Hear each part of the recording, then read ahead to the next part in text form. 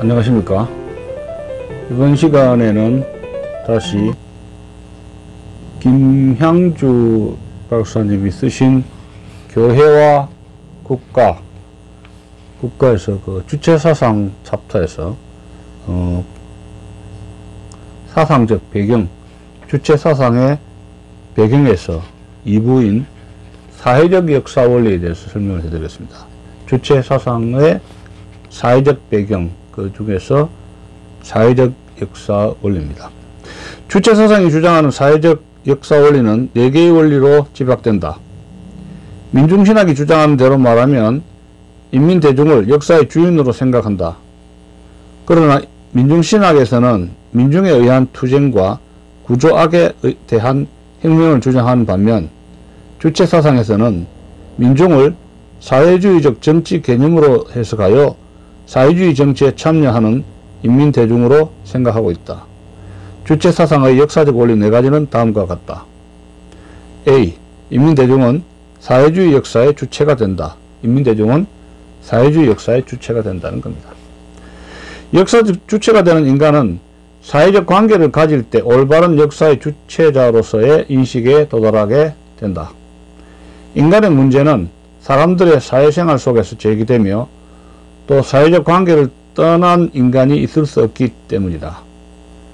참된 의미에서 사회관계를 맺고 살며 활동하는 것은 오직 사람뿐이다 라고 주장함으로써 역사적 주인으로서 주체적 인간은 사회관계에서 그 의미를 찾으려고 하고 있다. 역사의 주체라는 말은 해방신학이나 민중신학에서 주장하는 국민대중을 주체로 삼고 있는 것과 같은 뜻으로 해석할 수 있으나 구체적인 의미에 들어가면 그 차이가 있는데, 해방신학이나 민중신학에서 주장하는 점은 일반 대중이 피압박자들로서 구조악을 타파하기 위해 혁명적인 일에 동참할 것을 주문하고 있다. 그러나 주체사상의 주장점은 인민대중이 피압박자들이 아니고 사회주의에 동참하는 주체자로 역사의 주인공이 되어야 할 것을 강조한다는 겁니다. 사회주의에 동참하는 주체자로서 역사의 주인공이 될 것을 강조하는 것입니다. 그 인민대중의 지도자는 김일성 일가이기 때문에 김일성 일가가 행하는 주체사상의 사역에 동참하는 일이 역사의 주인이 되는 길이다. 역사적 주인의 역할을 하는 자들이 바로 인민대중이라고 주장함으로써 교묘하게 김일성 일가가 독재자의 위치를 점령하고 있다. B. 인민대중의 투쟁을 강조한다. 인류 역사는 인민대중의 자주성을 쟁취하기 위한 투쟁의 역사이다. 이 투쟁의 역사를 구체적으로 정의하면 계급투쟁을 말한다. 주체사회의 역사관은 계급을 사회적 지위와 역할의 차이에 따라 구별되는 사람들의 집단이라고 규정함으로써 계급의 본질을 과학적으로 밝히고 계급에 관한 개념 정립을 발전시킨 것을 말한다.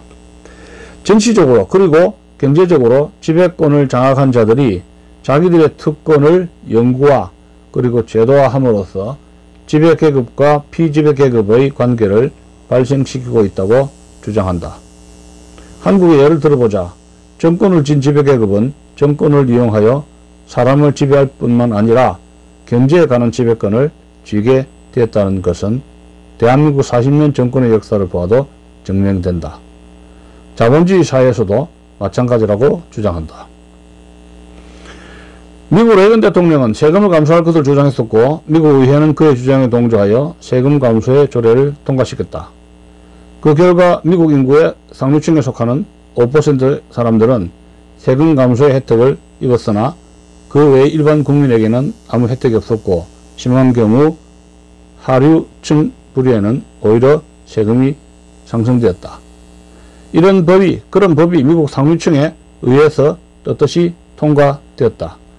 그렇기 때문에 모든 권력이 상류층에 예속되어 있다는 것을 알 수 있다. 그러므로 민중해방을 위한 투쟁을 통해 민중이 정권을 잡아야 한다. 한편으로 민중은 역사적으로 자주성을 소유하고 있다. 그 자주성은 역사를 발전시키는 요구와 지향성을 가지고 있다. 의식 정도에 따라 차이는 있으나 그들의 지향은 틀림없이 존재한다.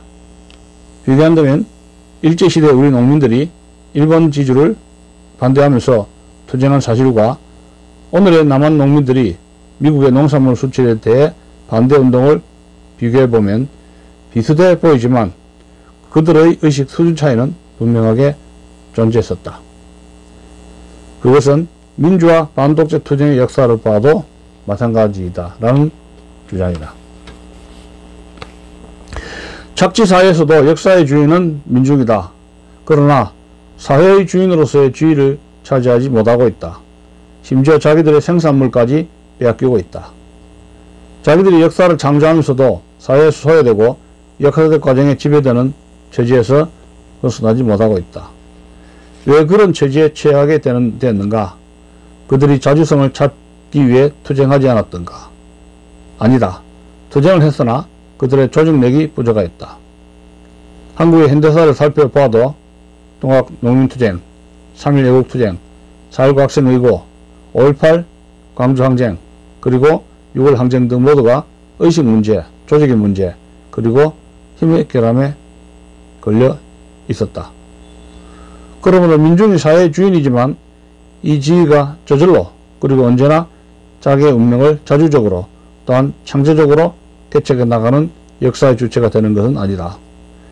역사를 발전시키는 데 있어서 결정적 역할을 하는 것은 민중이지만 정권과 경제권을 장악하지 못한 까닭에 착취와 억압의 대상이 되었으며 사회의 주인으로서 지위를 차지하지 못하였다. 그러므로 민중이 자기의 지위를 차지하기 위해서는 결국 낡은 사회제도를 통치하는 반동 세력에 대항하여 첨예한 투쟁이 요구된다. 이것이 곧 힘의 대적이기도 하다. 착취와 압박제도에서 민중을 해방하기 위해서는 혁명이 요구된다고 처음 주장한 사상이 바로 마르크스주의였다. 그런데 주체사상에서는 민중이 자주성을 실현하기 위해서는 사회개조뿐만 아니라 자연개조와 인간개조도 함께 해야 한다는 것을 주장한다. 다시 말하면 사회개조를 위해서는 민중의 자주성을 위한 투쟁을 먼저 해결해야 한다고 주장한다. 그 이유는 인간이 사회적 존재라고 믿기 때문이다. 사회적 존재라는 의미는 사회적 정치적 생명을 가지고 있는 것을 의미한다. 사람이 사회적 정치적 생명을 의식하지 못하면 동물과 다름이 없다는 것이다. 사람과 동물의 구별은 사람에게 사회적 정치적 의식이 있는 곳에서부터 시작된다는 것이다. 그러므로 사회를 개조하기 위해서 민중은 오랜 역사를 따라 투쟁해왔다. 그 결과 사회제도가 여러 번 바뀌었다는 것이다. 인민이 주인으로 자리잡고 있는 사회는 모순이 자리잡을 수 없고 착취가 시행될 수 없다는 것이다. 사회주의 사회에서만 민중의 자주성이 실현될 수 있는 길이 열려져 있다는 것이다. 이런 과정은 자연적 법칙이고 역사적으로 정상적인 과정의 결과라는 것이다. 위에서 주장하고 있는 사회주의적 투쟁사상은 해방신학이나 민중신학이 주장하는 투쟁주의 사상과 동질성을 내포하는 것처럼 보인다. 그러나 해방신학이나 민중신학의 투쟁주의는 자신들의 이익을 추구하는 투쟁사상이다. 피압박자들로서 압박자들에 대항해서 자신들이 차지해야 할 기득권을 획득하자는 운동이다. 그러나 여기 좀 다릅니다. 주체사상의 투쟁 이론은 오로지 그와 반대 입장을 취하고 있다. 김일성 일가가 민중을 위해 희생된 민중해방자로 우상화된 것이다. 즉 사회주의적 주체사상을 위해 희생된 인물이 바로 김일성이라는 주장이다. 가장 위대한 투쟁가가 바로 김일성이란 주장이다. 그 우상화 작업은 북한 국민들로 하여금 끝없는 복종을 강요하게 만든다. 오히려 민중이 자신들의 기득권을 획득하기 위해 투쟁할 생각조차 못하게 만들어 버렸다. 김일성이 민중을 위해 가장 희생적 투쟁을 감행한 사람으로 민중은 자신들의 기득권을 위해 투쟁할 수 없을 뿐만 아니라 무조건 북한의 제도에 복종할 것을 강요함으로써 민중의 투쟁은 사실상 강요받고 있는 투쟁의 작업에만 존재하고 있다. 그러므로 주체사상에 기초한 사회주의적 투쟁사상은 투쟁이라는 허울 좋은 이름으로 인민들을 강압적으로 복종하게 만드는 공작에 불과하다는 것입니다. 주체사상은 인간을 하나님과의 관계에서 생각하지 않고 있기 때문에 사회적 관계에다 한정시켜 버리고 있다. 인간은 타락 이후 일반 노동의 사명을 수행하며 살아가는 필연적이고 절대적 위치에 처해 있다. 일반 은총의 영역에서 삶을 위한 노동은 그 자체가 투쟁의 요소로 점철되어 있다. 사회적 불평등은 하나님의 섭리적 입장에서 보면 종말을 향해 가는 주권적 사역에 해당된다.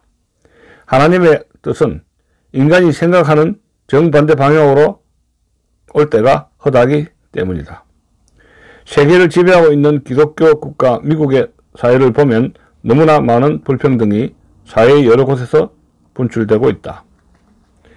매달 생활비를 받아가는 무노동자들이 한 달 동안 살 수 있는 급여를 받아 수일 만에 술과 마약으로 낭비하고 길거리에서 구걸하는 사람들이 각 도시마다 널려 있다.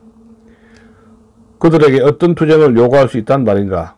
물론 그들은 지적 수준이 자신을 바로 세울 수 있을 정도에도 미치지 못하고 있다. 인간에게 주어진 일반 은총의 능력은 하나님으로부터 각자가 다른 재능을 받아 태어났다. 어떤 사람은 많은 사람을 다스리며 살 수 있는 재능을 가지고 태어났다. 그러나 베토벤 같은 음악가는 가난하게 살았고 귀도 들리지 않는 환경을 맞이하여 다른 사람을 다스리며 살지 못했지만 천재적인 음악성을 가지고 많은 사람들을 감동시키는 명곡을 작곡하였다. 이 세상에는 절대 공평은 없다. 하나님이 원하시는 절대 공의만 존재한다.